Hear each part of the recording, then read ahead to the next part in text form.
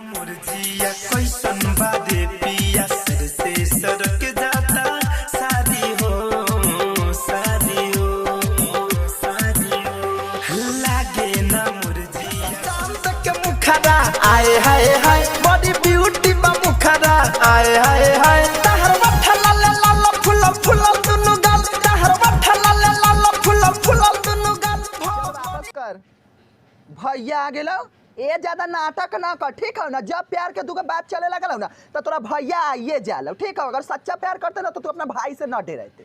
भैया आ गेलो भैया आ गेलो। इन नंगों की बारात में ये वर्दी वाला दूल्हा नहीं जाएगा वागले। इसके भी कपड़े। मैंने आपसे कहा ना, हम मिडिल क्लास लोग परिवार के नाम पे थोड़ा सेंटी हो जाते हैं। ये बात एकदम सच है, लेकिन इस बात का एक और एंगल है। प्रॉब्लम आने के बाद उससे लड़ने से अच्छा है उसके आने से पहले ही तैयारी कर लो। खाते ना भानी खाना कबो हम हन से देह दुबराइल जाता हम टेंशन से नहीं के वाला धइले बाबे मरिया हो पहले रही मोट आवे मजाई राजा अब कमर से सरक जाता सरिया हो पहले रही मोट आवे मजाई राजा अब कमर से सरक जाता सरिया।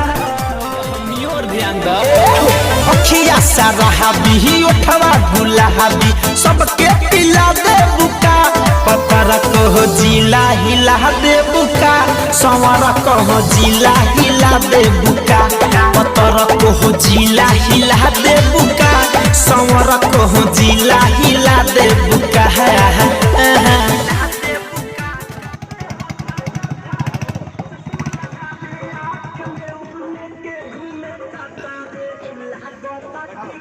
बैठा ले भाई।